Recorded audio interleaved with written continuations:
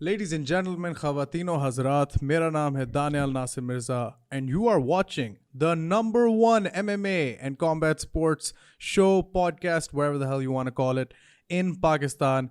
आज के गेस्ट एक बहुत बहुत ज़रूरी गेस्ट हैं for me to talk to. Mainly इसलिए क्योंकि मैं इनसे मिला था कुछ महीने पहले लायंस फाइटिंग चैम्पियनशिप डेरा इस्माइल ख़ान में.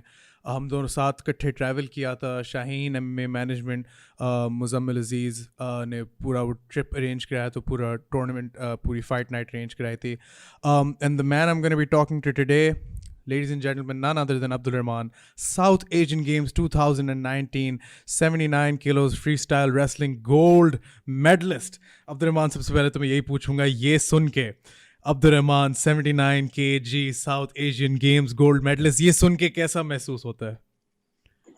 बिस्मिल्लाहिर्रहमानिर्रहीम। शुक्रिया दानिल भाई, आपका बहुत बहुत बहुत अच्छा लगता है। माशाल्लाह, अल्लाह पाक ने मुझे गोल्ड मेडल से नवाजा, और एक गोल्ड मेडल की तो कदर आपको पता है कि स्पोर्ट्समैन जो होता है, जो लगन से लगा होता है इसमें, स्पोर्ट्स में मेहनत कर रहा होता है, और जब उसको मेहनत का उसका अल्लाह पाक उस मेहनत का फल उसे अता करता है, तो फिर वो तो उसके लिए एक बहुत फख्र की बात होती है। आपने रेसलिंग मतलब में हमारे लिए, पूरे मुल्क के लिए एक गोल्ड मेडल आप लाए हैं, लेकिन आई थिंक इससे सबसे ज़्यादा ज़रूरी सवाल यही है कि आपने रेसलिंग शुरू कब की, कैसे की और क्यों की, वो मुझे ज़रा बताएं कि आप मतलब आपने क्या सोचा था जिससे आपने कहा था कि मैंने रेसलिंग की तरफ जाना है? हाँ, ये तो जब मैंने शौक तो मुझे शुरू से ही था, क्योंकि हमारी जो फैमिली पहलवानों की फैमिली है। मेरे अब्बा जी पहलवान थे, अब्बा जी के चाचा जी पहलवान थे। वो देसी पहलवान थे, वो मट्टी पे पहलवानी करते थे। और अब्बा जी बहुत अच्छे पहलवान थे। सादकाबाद के रुस्तम सादकाबाद वो टाइटल होता है, जो शहर का बड़ा पहलवान होता है उसे रुस्तम के नाम से पुकारा जाता है ना। तो चाहे वो जैसे पाकिस्तान, रुस्तम पाकिस्तान का टाइटल जिनके पास होता है, वो पाकिस्तान के सबसे बड़े पहलवान होते हैं। और अब्बा जी के पास सादकाबाद का जिला रुस्तम सादकाबाद का टाइटल था। अब्बा जी तकरीबन माशाल्लाह. 10-15 साल बड़े पहलवान रहे हैं। तो कहने का मतलब है कि मेरी पहलवानी जो फैमिली है वो पहलवान फैमिली है। तो शौक तो शुरू से था मुझे पहलवान बनने का। और अब्बा जी जो जोर लगाते थे वो बड़े भाई पे लगाते थे। हम 3 भाई हैं, मैं सेकंड नंबर पे हूँ, और मुझसे बड़े भाई हैं रिजवान, और छोटे हैं इकनाम। तो शौक था अब्बा जी को कि बड़े भाई को पहलवान बनाएंगे, क्योंकि उनकी फिजिक भी बहुत ज़बरदस्त थी। और आपको पता है कि वो पहलवानों के बेटे भी पहलवान ही होते हैं। जी बिल्कुल. और मैं और मैं जब छोटा था तो मैं बीमार रहता था, मैं तबीयत भी मेरी ठीक नहीं रहती थी, मैं दुबला पतला सा था। तो अब्बा जी कहते थे मुझे, मैंने कहा अब्बा जी मैंने भी पहलवानी करनी है। शौक मुझे था WWE में। मैं छोटा जब होता था मैं रेसलिंग देखता था अच्छा. WWE की। मैं हाँ, मैं कहता था कि मैं और WWE में जाऊंगा, उधर जाऊंगा, मैं पहला पाकिस्तानी होऊंगा जो वहां पर जाकर पाकिस्तान का नाम रोशन करूंगा WWE में। हाँ हाँ हाँ. तो मैंने फिर मैंने सोचा कि यार उसके लिए मुझे देसी पहलवानी के लिए पहलवानी करनी होगी, उसमें एक बड़ा पहलवान बनना होगा पाकिस्तान का। क्योंकि जब मैं मेरा एक नाम बन जाएगा, मुझे हर पाकिस्तान में सब लोग जानना शुरू कर देंगे, तो फिर मुझे स्पॉन्सर भी मिलेगा, और मैं फिर WWE में जाऊंगा। तो अब्बा जी मुझे कहते थे कि यार छोड़ो, आप पढ़ाई आप करो, अगर पढ़ाई करनी है, वरना आप कारोबार करो या कोई काम करो। तो क्योंकि अब्बा जी देसी पहलवानी करते रहे, उन्होंने मैट पे नहीं आए, वो नेशनल या इंटरनेशनल लेवल पे खेलने के लिए नहीं गए। तो क्योंकि इतने वसाइल नहीं थे अब्बा जी के पास, और हमारा देखभाल करनी होती थी हमारे लिए, जो भी मजदूरी वगैरह करते थे। और तो जब मैंने सर 2012 में जब 2012 में मैंने पहलवानी स्टार्ट की, मैट्रिक के बाद 2012 में मैंने मैट्रिक की, फिर अब्बा जी से मैंने इजाज़त ली कि मैं पहलवानी करना चाहता हूँ। तो अब्बा जी कहते चलो ठीक है यार, तुम आ जाया करो ट्रेनिंग के लिए, बस सिर्फ ट्रेनिंग के लिए। और अब्बा जी जोर लगाते थे बड़े भाई पर कि उसे पहलवान बनाएंगे, और उनका नहीं था, दिलचस्पी उनकी नहीं थी पहलवानी में। तो मैंने पहलवानी स्टार्ट कर दी। और जब अब्बा जी मुझे ट्रेनिंग करते हुए देखते थे, तो मेरे साथ जितने भी लड़के होते थे ट्रेनिंग करने वाले, मुझसे सीनियर होते थे, मैं उन जितनी ट्रेनिंग करता था उनसे भी अच्छी ट्रेनिंग करता था, और उनसे अच्छी अच्छी फाइट भी करता था। और लोग फिर जो देखने के लिए आते थे अब्बा जी वो कहते थे, या मेरा कभी कभी कंपटीशन होता था ना, वो जो आपको मैंने वो वीडियोस भी दिखाई थी देसी पहलवानी की, वो बिल्कुल जो बिल्कुल कैसे बिल्कुल। करते हैं। जी हाँ जी वो जी। उसमें वो मैंने एक दो कंपटीशन लड़े तो सबको पता चला कि यार ये ना पहलवान अल्लाह पहलवान का बेटा है। तो मेरा अब्बा जी हमारा अल्लाह दीता पहलवान है, तो कहते कि ये उनका बेटा है, ये अच्छा लड़ता है। अब्बा जी को मशवरे दिया लोगों ने कि आप इसे पहलवानी की तरफ लेकर आए, ये अच्छा पहलवान बन जाएगा। अब्बा जी कहते बिल्कुल। चलो ठीक है, अभी कर रहा है, देखी जाएगी फिर जब टाइम आएगा। मैं करता गया, मेरा इंटरेस्ट बहुत ज़्यादा बढ़ता गया इसमें। जैसे जैसे मैं कंपटीशन जीतता गया और ज़्यादा मज़ीद मेरा दिल करता गया कि मैं ट्रेनिंग करूँ, मेहनत करूँ, आगे बढ़ूँ। और फिर 2014 में मैंने पहली मर्तबा मैं गया वहाँ पे इस्लामाबाद में, वहाँ पे कैडेट का कैंप लगा हुआ था। कैडेट के लड़कों का कैंप लगा हुआ था, वहाँ पे मैं ठीक गया है। पहली मर्तबा। तो 2015 में, हाँ। तो 15 में मैं वहाँ पे गया तो मुझे पता चला कि यार मैट पे ऐसे ट्रेनिंग करते हैं, ऐसे खेलते हैं, क्योंकि मेरे लिए तो ये पहली मर्तबा ये सब कुछ नया था। इस्लामाबाद में मैं गया पहली मर्तबा वहाँ पे स्टेडियम देखे मैंने पहली मर्तबा, क्योंकि हमारा सादकाबाद जो शहर है ना, ये देहात टाइप है और पंजाब का आखिरी शहर है। तो जब मैं वहाँ पे गया तो वहाँ पे देखा मैंने इतने बड़े बड़े स्टेडियम, इतने अच्छे अच्छे पहलवान वहाँ पे देखे मैंने, जितने भी नेशनल चैंपियन थे। मैंने सोचा यार मैं भी इन जैसा बनूंगा, नेशनल चैंपियन बनूंगा। मेरे दिल में एक और नई उम्मीद जागी, यार मैं रेसलिंग में, जो मैट रेसलिंग है, इसमें मैं नाम पैदा करूंगा, इसमें मैं नेशनल चैंपियन बनूंगा और इसमें मैं बाहर से भी बाहर ही जाऊंगा और बाहर भी जाके मैं जीतूंगा। तो फिर 2015 में मैं पहली मतलब ऐसे कैडेट कैंप में किसी के कहने पे चला गया। मैंने किसी को कहा कि मैं कैंप में जाना चाहता हूँ, तो वहाँ पे कोच से उन्होंने रब्ता किया, मुझे वहाँ पे भेज दिया चंद दिन के लिए। वहाँ पे 15 में वहाँ पे तकरीबन मैंने 20-25 दिन ट्रेनिंग की। तो वहाँ पर ट्रेनिंग करके वहीं महीने बाद तकरीबन वहाँ पे नेशनल चैंपियनशिप थी फैसलाबाद में। अच्छा। अच्छा। तो सब लड़के, जो जो लड़के मेरे साथ ट्रेनिंग करते थे, उन्होंने देखा कि यार ये, हाँ ये लड़का अच्छा होने वाला है। और हमारे कोचेज ने वहाँ पे देखा, उन्होंने कहा ये अच्छा लड़का होने वाला है। उन्होंने मुझे मशवरा दिया कि यार आप ना नेशनल चैंपियनशिप पा लिया, वो खेले आप।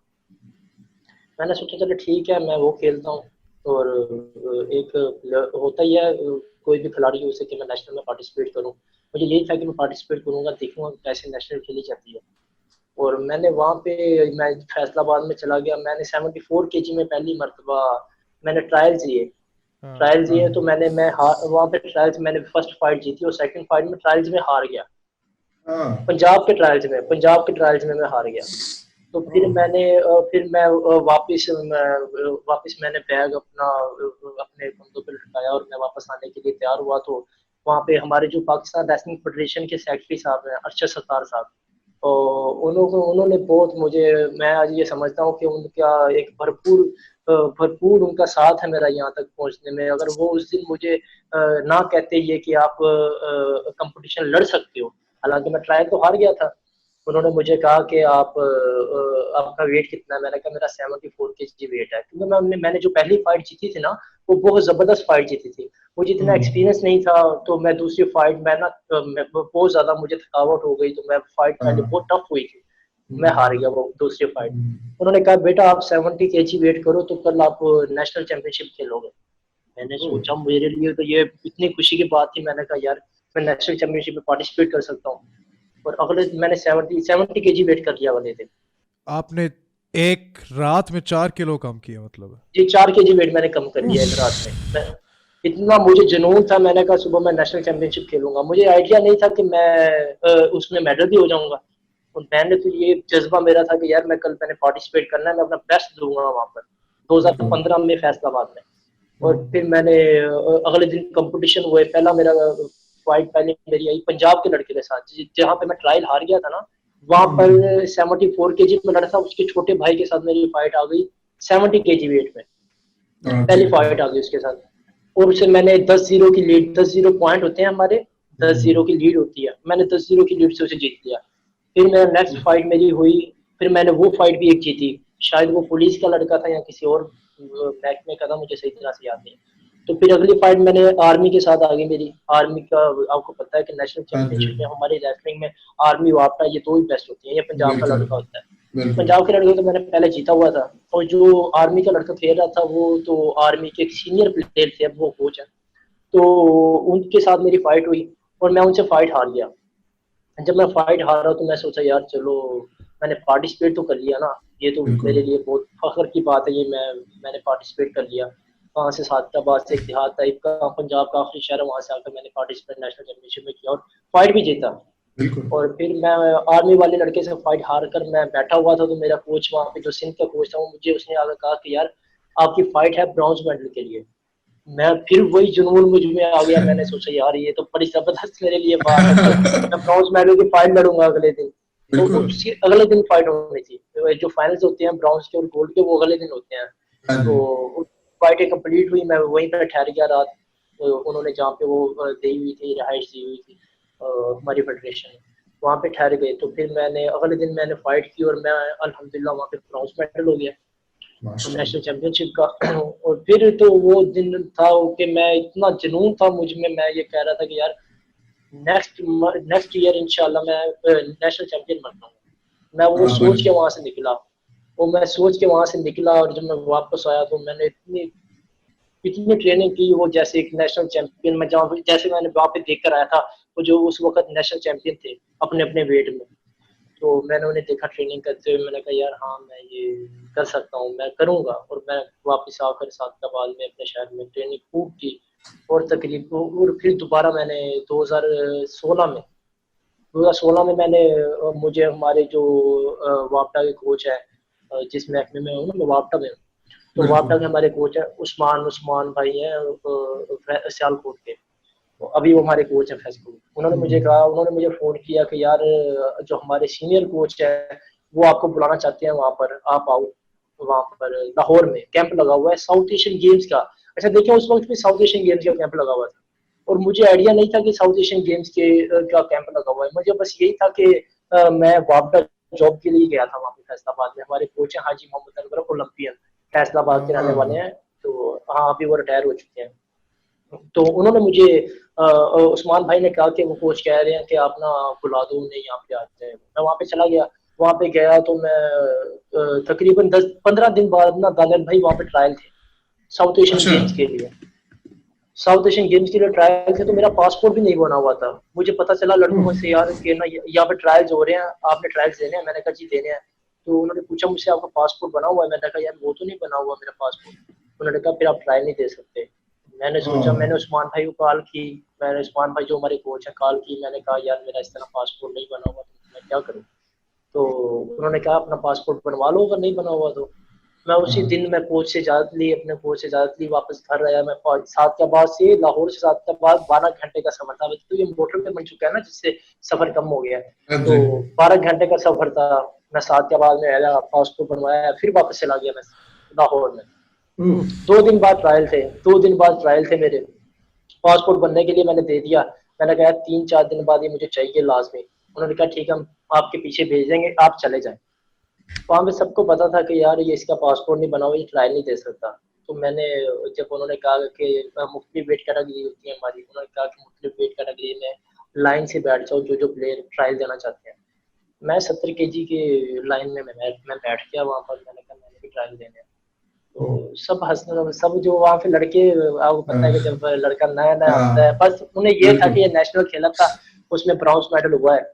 और बाकी जो लड़के हैं 70 kg में वो इससे अच्छे हैं, वो इसे जीत लेंगे। उनके ज़हन में ये था। और मेरे ज़हन में अल्लाह ने मेरे लिए कुछ और सोचा हुआ था, मेरे ज़हन में कुछ और था। अल्लाह पाक ने मेरे लिए कुछ और बेहतर सोचा हुआ था, मेरे लिए किया हुआ था मेरे लिए बेहतर। तो और मैंने जब मैंने ट्रायल दिए तो मैंने ट्रायल पहली फाइट जो मैं जिससे हारा था मैं फैसलाबाद हाँ जी, हाँ जी, हाँ जी। आर्मी के लड़के से। हाँ, हाँ, हाँ। हाँ वो बहुत अच्छे प्लेयर, आर्मी के प्लेयर को जीत गया, जो कि एक इतना अच्छा प्लेयर है। और वो एशिया के भी मेडलिस्ट हैं, वो एशिया के गोल्ड मेडलिस्ट हैं, वो जिनको मैंने जीता था आर्मी के प्लेयर को। तो जब और मैंने उन्हें जीत मतलब लिया तो जो नेशनल गेम्स में जिससे आप हारे थे आर्मी का प्लेयर, उसी से फिर आपका इस साउथ एशियन गेम्स के 70 kg ट्रायल से मैच पड़ा और आपने फिर उनको हरा दिया। हाँ उन्हीं के साथ फिर मैंने ट्रायल जब उनको मैं जीत गया 70 kg में। और हम 3 लड़के थे ट्रायल्स के लिए साउथ एशियन गेम्स 2016 में। मैं उन्हें जीत गया, आर्मी के लड़के को। उसके बाद मेरी वापडा के साथ फाइट आ गई, वो सब परेशान हो गए कि यार ये आर्मी का जो लड़का था वो वापडा के लड़के से अच्छा था, बहुत अच्छा था। हाँ और जब मैंने उसे जीत लिया तो सबको ये था कि यार ये इसे भी जीत जाएगा। और तो मैं वहाँ पे अकेला था, मेरा कोच जो थे मैं नया नया था वहाँ पर, और मुझे सपोर्ट करने के लिए इतने ज्यादा लड़के नहीं थे वहाँ पर, एक दो लड़का होगा वहाँ पे जो मुझे सपोर्ट करने के लिए था। तो मैं जब सेकंड फाइट मेरी हुई, मेरा पहले भी उस फाइट में आर्मी के साथ जिसके साथ फाइट थी उसके साथ मेरा बहुत ज्यादा टफ फाइट थी, बहुत जोर लग चुका था उसके साथ। और फिर जब मेरी वापडा वाले के साथ फाइट आई तो इतनी ज्यादा टफ फाइट हुई दानियल भाई कि लास्ट सेकंड में मैं जाके उसे जीत गया। लास्ट सेकंड में मैंने उससे पॉइंट ले लिया, तकरीबन दो तीन तीन सेकंड में मैंने उससे पॉइंट ले लिया, लास्ट 3 सेकंड में मैं जीत गया उसे। मेरी सिलेक्शन हो गई वहां पर। तो मैं तो मुझे इतनी खुशी कि मैं यार ये साउथ एशियन गेम्स के लिए इंटरनेशनल इवेंट के लिए मैं ट्रायल जीत गया हूँ। मैंने फोन किया अब्बा जी को घर, अब्बा जी कहें यार ये नहीं हो सकता, ये आप कैसे वो माने ना, वो अब्बा कहेंगे जी नहीं तो हो सकता। अब्बा जी आपको कह रहे अब्बा थे जी कि बिजनेस संभालो यार, आपने तो हाँ साउथ अब्बा एशियन जी, गेम्स। और मैंने ट्रायल जब जीत लिए तो अब्बा जी इसमें राजी भी नहीं थे कि मैं लाहौर में जाऊँ उसमें इस मैट रेसलिंग में, अब्बा जी इस पे भी राजी नहीं थे। तो मैंने फिर उन्हें बहुत मुश्किल से मनाया कि नहीं मैंने जाना है, करना है, मुझे शौक है बहुत ज्यादा, मुझे जाने दे, एक चांस तो दे मुझे आप। हाँ एक जी चांस में मैं आया था लाहौर में, लास्ट चांस था मेरे पास कि मैं लास्ट, पहले भी एक बार मैं इस्लामाबाद में जा चुका था, वो ब्रॉन्ज मेडल जब हुआ था मैंने बताया। हाँ जी। तो जब मैं ट्रायल जीता मैंने अब्बा जी को कॉल किया, अब्बा जी मैंने ट्रायल जीते हैं साउथ एशियन गेम्स के। अब्बा जी यकीन ना करे यार ये नहीं हो सकता, ये आप झूठ बोल रहे हो, जो क्या है ये आप नहीं जीत सकते, ये ऐसा हो ही नहीं सकता। तो जब अब्बा जी के दोस्त ने फोन किया वहाँ पे आर्मी के लड़कों को, यार वो ट्रायल जीत गया, उन्होंने कहा मुबारक हो यार आपका लड़का ट्रायल जीत गया। तो अब्बा जी तो बहुत खुश हुए, यार ये तो बहुत जबरदस्त हो गया, ये हमारा लड़का तो माशाल्लाह, ये तो सिलेक्शन होगी उसकी नेशनल टीम में। मतलब अब्दुर्रहमान, आप इस तरह सोचो कि ये वापडा, आर्मी, ये सब के जो मतलब सब के सब जो एथलीट्स जिनके साथ आप compete करते हो उन सब के प्रॉपर ट्रेनिंग कैंप्स होते हैं, जैसे कि आपने बताया इन सब के मतलब सारे रेजिमेंट्स, और जैसे आपने कहा ये आर्मी बेस्ट है, उसके बाद वापडा, ये पहले से एक अंडरस्टूड बात है कि यही इस तरह की रैंकिंग्स हैं कि आर्मी का प्लेयर बेस्ट होगा, फिर वापडा का होगा, फिर आप तो नेशनल गेम्स के बाद आपने कहा है कि आप तो वापस सादिकाबाद ही आए थे, तो आपने सारी अपनी ट्रेनिंग सादिकाबाद में की है। जी वो अब मैंने जैसे दानिल भाई आपको पहले बताया कि अब्बा जी पहलवान थे, देसी पहलवान थे, बड़े अच्छे पहलवान थे वो देसी पहलवानी में बहुत उनका नाम भी था। तो और मैंने उनसे आप ट्रेनिंग की वहां पर वापस आकर, और उनसे ट्रेनिंग की। जी जी। और मतलब रेसलिंग का तोड़ फिर देसी पहलवानी है ये वैसे। मैं काफ़ी ज़्यादा अपने अपने मतलब जो एमएमए वगैरह दोस्त हैं जो एमएमए फॉलो करते हैं, और वैसे ही हमारी जो एमएमए कम्युनिटी है, जो हमारे फैंस हैं, हमारे व्यूअर्स हैं, उनमें से किसी से कभी भी बात हो तो मैं हमेशा एक बात मतलब ज़रूर करना चाहता हूँ, और मैं ये आपसे भी करना चाहता हूँ। देसी पहलवानी, कुश्ती, ये जो हमारे एक कल्चर का एक बहुत ज़रूरी हिस्सा है, जो हम जैसे मेरे जैसे शहरियों को नहीं पता इस तरह की चीज़ों का। जिस तरह की वीडियो आपने मुझे भेजी थी, बहावलपुर में कितने लोग थे आपको देख रहे थे कुश्ती करते हुए? तकरीबन दानिल भाई होगा 35-40 हजार का क्राउड था वहां पर। और जिस मैंने तरह आपको वीडियो आपके भेजी थी, उसमें तो यकीन माने वो था सेकंड लास्ट राउंड था, इसमें रुस्त में पाकिस्तान टाइटल होता है, पाकिस्तान का सबसे बड़ा टाइटल होता है वो, उसका सेकंड लास्ट राउंड था। और उसमें इतना क्राउड था, वो ये जो पहलवानी, देसी पहलवानी है, ये हमारी रियासत जो बहावलपुर है, मुल्तान बहावलपुर है, ये इसमें बहुत ज्यादा इसका हर तकरीबन हर घर में पहलवान होता है इसमें रियासत।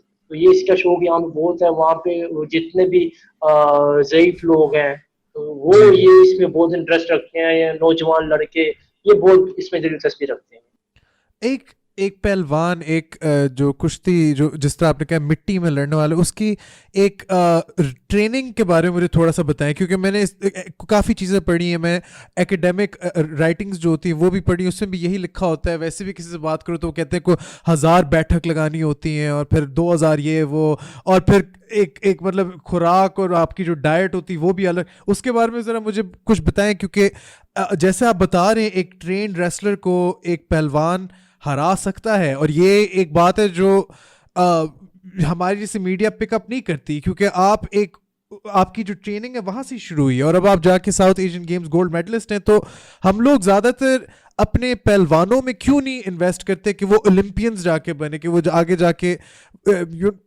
हमारे लिए और गोल्ड मेडल्स लाए। लेकिन उससे पहले जरा मुझे बताएं कि एक पहलवान की ट्रेनिंग और डाइट कैसी होती है। जी जी जी। दानियल भाई, बात यह है कि जो देसी पहलवान होते हैं ना, देसी पहलवानी में हम जैसे आपने कहा है कि हजार हजार बैठक लगा देते हैं, वो बिल्कुल ये बात ठीक है आपकी। जो पहलवान देसी पहलवान होते हैं हजार हजार बैठकें लगाते हैं, दो दो हजार, तीन तीन हजार बैठक भी लगाते हैं वो। मैंने जो जैसे बताया ना आपको कि हमारे कोच हैं उस्मान, सियालकोट के उस्मान शाहिद, वो तीन तीन हजार बैठक लगाते थे। आप यकीन माने, सुबह टाइम वो कैंप में सुबह उठते थे लड़के हमारे, जो अब अभी हमारे अभी जो कोच हैं, करंट कोच हैं जो हमारे फरीद अली, वो हमें बताते हैं कि हम उनके साथ कैंप में रहते थे, तो वो तीन तीन हजार बैठक लगाते थे सुबह नमाज के टाइम, नमाज पढ़कर। और यहाँ पे हमारे जो पहलवान है, हमारे साथ के बाद में जितने भी पुराने पहलवान थे, अब्बा जी समेत, सब बताते हैं कि हम दो दो हजार बैठक लगाते कब थे, सुबह नमाज पढ़कर।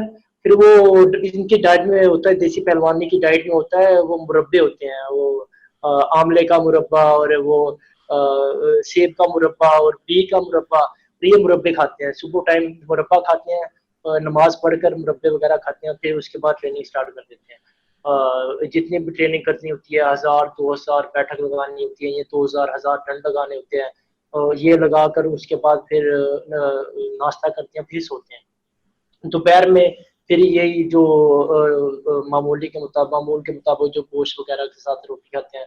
और उसमें होता ये है कि मक्खन भी होता है, उसमें मक्खन देसी की, आपको पता है ये देसी हाँ पहलवान जी, के लिए हाँ ये तो जी, बहुत बिल्कुल जरूरी होता है ना। बहुत और जरूरी फिर होता है। जी जी, तो फिर दोपहर में तकरीबन 4 बजे खाड़ा, खाड़ा जो होता है मैंने आपको दिखाया था, हाँ हाँ मट्टी, जी, हाँ जी, मट्टी हाँ पे जी, खड़ा, उससे वो ना ऐसी होती है जिसे हम कहते हैं, वो कस्सी होती है ना जो जिससे खड़ा खोदते हैं। हाँ जी, हाँ, उसके साथ वो बड़ी बड़ी भारी होती है, तकरीबन वो हाँ 15-20 किलो की, 15-20 किलो की वो होती है। वो उसके साथ खाड़ा खोदते हैं, फिर वो जब खोद देते हैं तो उसमें फिर वो स्वागा होता है, वो फट्टी लकड़ टाइप बड़ा सा बना होता है, वो भी काफी भारी होता है। उसको ऐसे अपनी गर्दन में पहनते हैं और पीछे लड़के को कहते हैं खड़े हो जाओ, फिर उसे खींचते हैं जिससे उनकी टांगों में जोर लगे। फिर वो करते हैं, फिर उसके बाद वो मट्टी पे देसी वो शुरू कर देते हैं अपना, जिसे हम कहते हैं जोर करना, प्रैक्टिस करते हैं। हाँ ये हमारे अखाड़े का मामूल होता है। रात में फिर वो सरताई बादाम वगैरह रगड़ते हैं, बादामों की सरताई बनाते हैं, वो बना के वो पीते हैं, और देसी घी दूध वगैरह ये सब चीजें इसमें देसी पहलवानी में आती हैं। और तो होता ये है इसमें देसी पहलवानी में और मैट में, आपने कहा है कि देसी पहलवानों पे इन्वेस्ट करे तो फिर वो ओलंपिक्स में और वर्ल्ड में वो मेडल ला सकते हैं। देसी पहलवानी में और दानियल भाई मैट में बहुत फर्क होता है। मैट के लिए जो जरूरी होता है उसमें आपको स्पीड, और स्पीड भी बहुत जरूरी होती है, और उसमें आपको कार्डियो स्टैमिना बहुत जरूरी होता है। उसमें तकरीबन जो देसी पहलवान होते हैं ना, देसी पहलवान में ये होता है कि जब उसे नीचे बैठ गया तो उसके ऊपर उसने पकड़ के बैठा हुआ है, चाहे वो घंटा बैठा रहे नीचे, आधा घंटा बैठा रहे, जितनी देर बैठा रहे, रेफरी ने ये नहीं कहना कि आप सामने खड़े हो जाओ। और मैट में तो आपको पता है कि सिर्फ 3-4 सेकंड के लिए भी खड़े हो जाएं, हाथ पकड़ ले, वो छुड़वा देते हैं रेफरी कि दोबारा से स्टार्ट करो फाइट। और जो फाइट ना करे उसके खिलाफ काशन लग जाता है कि आप पॉइंट लोगे तो, वरना आप अगर पॉइंट ले लिया ठीक है, वरना आपके खिलाफ पॉइंट हो जाएगा। और इसको मैट में और इसमें मट्टी में बहुत ज्यादा फर्क है।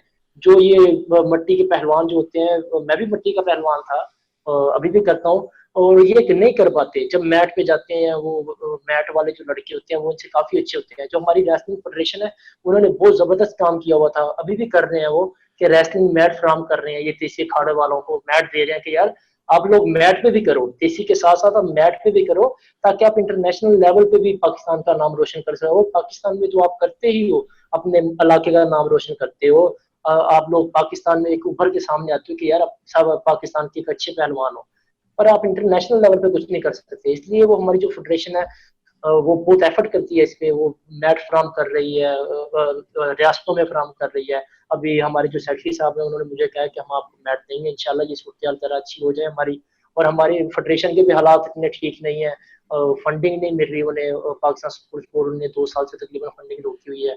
वो कह रहे हैं कि ये हमारा फेडरेशन का और पाकिस्तान स्पोर्ट्स बोर्ड का थोड़ा मसला चल रहा है, जिसके तहत उनका होंगे कोई मसले जिससे वो हमें फंड नहीं दे रहे, ना हमारे कैंप लगवा रहे। लेकिन मतलब वो तो मसले मेरे ख्याल से पाकिस्तानी स्पोर्ट्स और स्पोर्ट्स बोर्ड में बहुत ज़्यादा हैं और बहुत सालों से हैं और वो रहेंगे मेरे ख्याल से।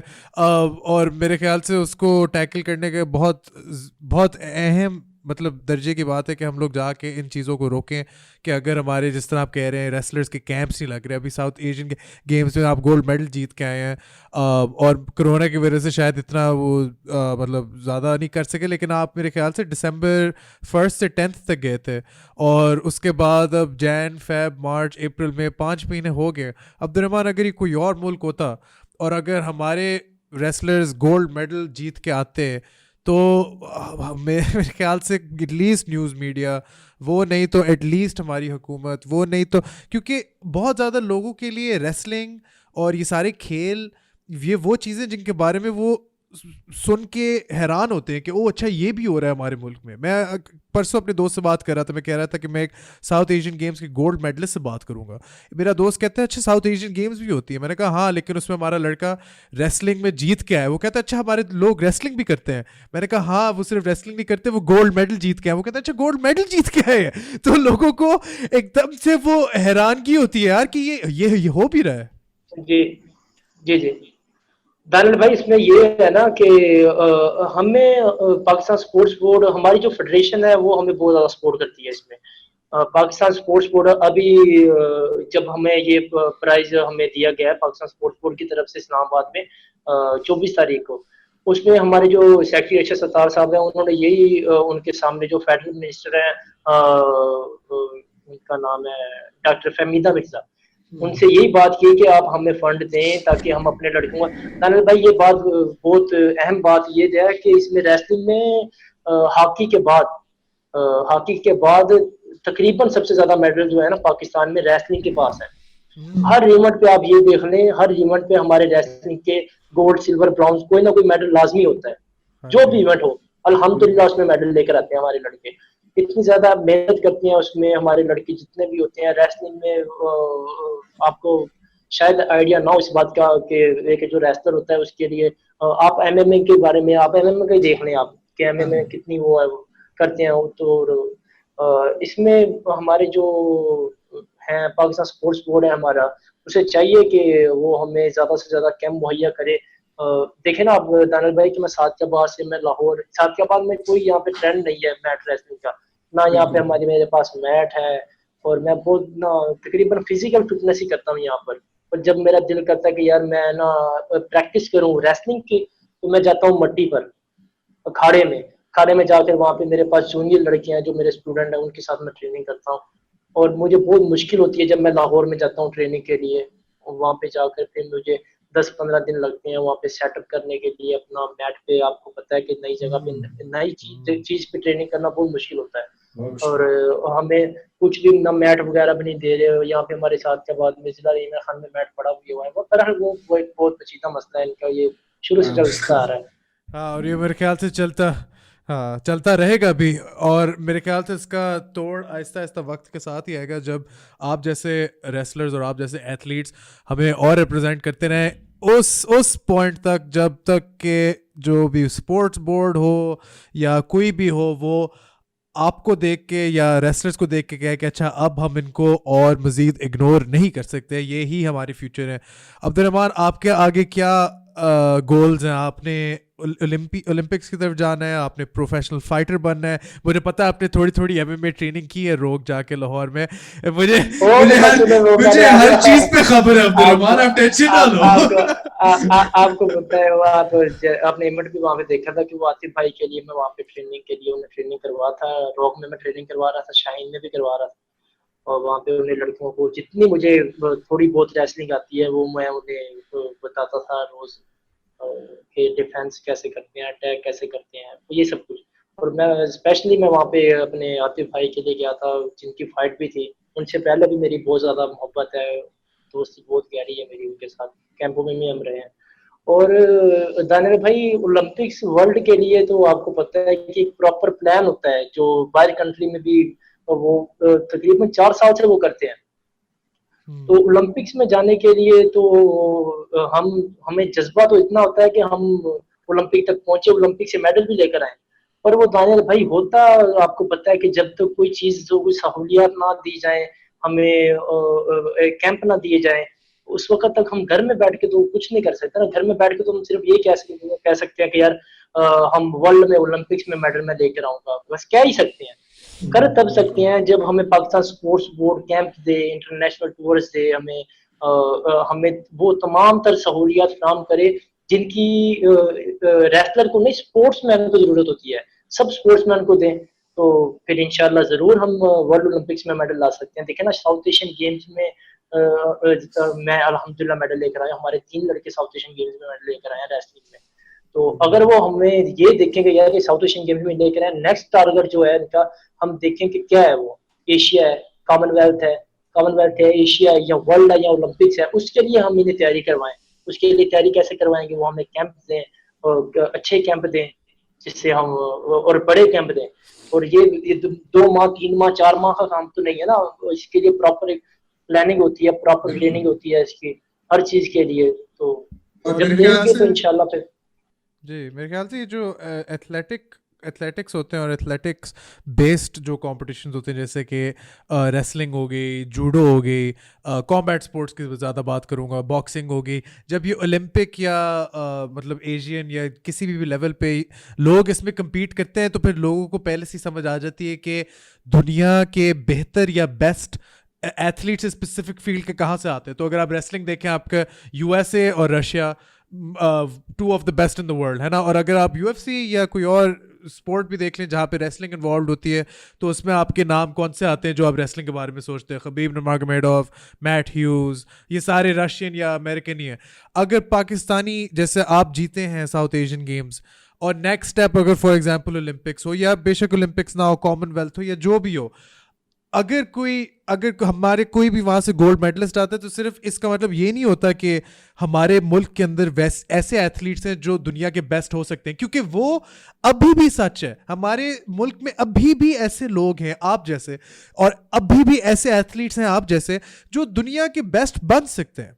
लेकिन फिर अगर कोई गोल्ड मेडल ले पाकिस्तान से या कहीं और से, तो फिर लोगों को समझ आती है कि यहाँ पे सिर्फ बेस्ट एथलीट्स पोटेंशियली नहीं है, लेकिन यहाँ पे एक्चुअली एक ऐसा इंफ्रास्ट्रक्चर है जो अलाउ करता है इन सब एथलीट्स को ऊपर उठने का। वो इंफ्रास्ट्रक्चर पाकिस्तान में नहीं है। उस इंफ्रास्ट्रक्चर को लाने के लिए या उस चीज़ को करने के लिए कुछ लोग कहते हैं सिर्फ टाइम की ज़रूरत है, आहिस्ता आहिस्ता हो जाएगा। कुछ लोग कहते हैं टाइम बहुत हो गया, अभी तक कुछ भी नहीं हुआ, हम क्यों बैठे इस तरह। इसके बारे में हम कुछ कर सकें या ना कर सकें वो अलग बात है, लेकिन बात हम ज़रूर कर सकते हैं। तो आप बताएं क्या हो सकता है अपने इंफ्रास्ट्रक्चर के बारे में? दानियल भाई, बात ये है कि जब 2018 में मैं इंडोनेशिया जकार्ता एशियन गेम्स पे गया, तो वहां पे इंडिया के आप इंडिया को देख लें, आप इंडिया की स्पोर्ट्स को देख लें। इंडिया की स्पोर्ट्स आज वर्ल्ड ओलंपिक्स को टच क्या कर रही है, वहां से मेडल लेकर आ रही है। तो जब मैं वहां पे एशियन गेम्स में जकार्ता इंडोनेशिया गया 18 में, तो वहां पे मैं इंडिया का जो था कोच था, मैंने उससे बात की। मैंने कहा यार आप लोगों की रेस में, वहां पे उनका एक लड़का गोल्ड हुआ, तकरीबन 2-3 लड़के ब्रॉन्ज हुए, और एक लड़की गोल्ड मेडल हुई उनकी वहां पे एशियन गेम्स में। मैंने उनसे पूछा यार आप लोगों का क्या बजट क्या है, आप लोगों का, आप कैसे करते हो ये सब कुछ? उन्होंने कहा भैया हमारे पास इतना बजट है कि हम सोचते हैं कि यार हम लगाएं कहाँ पर। सबसे बड़ी बात आने भाई ये होती है कि बजट की बात होती है ना, कि बजट आपका कितना है, आप पर कितना लगाया जा सकता है। उन्होंने मुझे बताया कि यार हम 4 साल हम नीचे वाली क्लास से लेकर जाते हैं लड़कों को, कैडेट, जूनियर, और उसके बाद सीनियर में लेकर आते हैं। कह रहे हमारे कैंप लगते हैं, कैडेट के कैंप लगते हैं, जूनियर के कैंप लगते हैं, सीनियर के कैंप लगते हैं, नेशनल लगते हैं, इंटरनेशनल लगते हैं। उनके लड़के 2-2 साल, आप यकीन माने कि बाहर रहकर ट्रेनिंग करते हैं। वो उनका बहुत अच्छे प्लेयर है उनके इंडिया के, जो अभी हाल ही में उसका वर्ल्ड का सिल्वर मेडल हुआ लड़का बजरंग बोनिया। और देखें वो कि वो जॉर्जिया में ट्रेनिंग करता है। जब ट्रेनिंग वो वहां पे करेंगे, उन्हें फंडिंग कितनी होती है, वो मैंने आपको बताया ना, वो कह रहा था कि यार हमारे पास इतना फंड है, हम ये सोचते हैं कि हम लगाएं कहाँ पर, इतना पैसा हमारे पास है। हमने कंपनी स्पॉन्सर करती है, हमें हमें मुख्तलिफ कंपनीज, जो मुख्तलिफ फेडरेशन है ना, फेडरेशन को कंपनी सौंपी हुई है कि यार ये आपने इस फेडरेशन को स्पॉन्सर करना है, अपने इस फेडरेशन को स्पॉन्सर करना है। जो मिनिस्ट्री का उन्हें फंड मिलता है वो तो अलग होता है। तो जब तक हमारा फेडरेशन का निज़ाम ठीक नहीं होगा, पाकिस्तान स्पोर्ट्स बोर्ड हमारी फेडरेशन का निज़ाम ठीक नहीं करेगी, हमें बजट नहीं देगी, कैंप मुहैया नहीं करेगी, 4-4 साल के हमारे प्रॉपर कैंप नहीं लगाएगी, हमें पूरा मुकम्मल शेड्यूल नहीं देगी, तब तक पाकिस्तान में ओलंपिक्स वर्ल्ड में मेडल आना बहुत मुश्किल है। ये बहुत अरसे से बात हो रही है कि हम करेंगे। अभी भी पाकिस्तान स्पोर्ट्स बोर्ड जो कर रही है, वो इसमें इकदाम ये कर रही है कि हमें ऑनलाइन दे रही है, वो ट्रेनिंग क्लास भी दे रही है ऑनलाइन, और हमारे पाकिस्तान रेसलिंग फेडरेशन के भी बने हुए पेजेस जहाँ पे हमें इसमें कोचिंग कोर्स भी हो रहे हैं, फिटनेस कोर्स भी हो रहे हैं, पर कैंप वगैरह नहीं है ना। ये काम तो हुकूमत का है कि वो हमें हमारी फेडरेशन को बजट दे और हमारे कैंप लगाए, ताकि हम अपना आगे बढ़ सकें और वर्ल्ड ओलंपिक में मेडल ला सकें।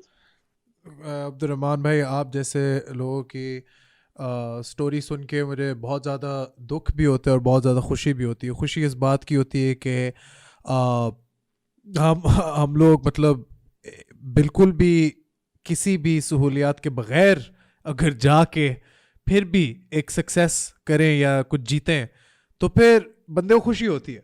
लेकिन as an analyst, as a fan of the sport, as a fan of somebody जो कॉम्बैट स्पोर्ट्स में बहुत इन्वेस्टेड है, मुझे दुख भी होता है क्योंकि आप जैसे एथलीट्स हम हमारे मुल्क के लिए बहुत कुछ कर सकते हैं। सिर्फ जीतने तक बात नहीं जाती, बात जीतने भी नहीं। अब्दुर्रहमान भाई, मैंने आपसे भी 40 मिनट बात की है, मेरा दिल कर रहा है कि आपसे घंटों और बात करूं, क्योंकि लेकिन नहीं कर सकता क्योंकि हमारा ऑनलाइन है और उस पर हमारी पूरी मेमोरी वगैरह फुल हो जाती है। लेकिन वही है कि जीतने तक बात नहीं होती। लोगों को आपकी स्टोरी सुनने की भी ज़रूरत है क्योंकि उनको एहसास नहीं होता कि हमारे फाइटर, हमारे एथलीट्स, हमारे रेसलर्स किस तरह की चीज़ों से गुजर के पाकिस्तान का नाम रोशन करते हैं, और फिर भी लोगों को उनके नाम और उनके स्टोरी का नहीं पता होता ऑन द माइक।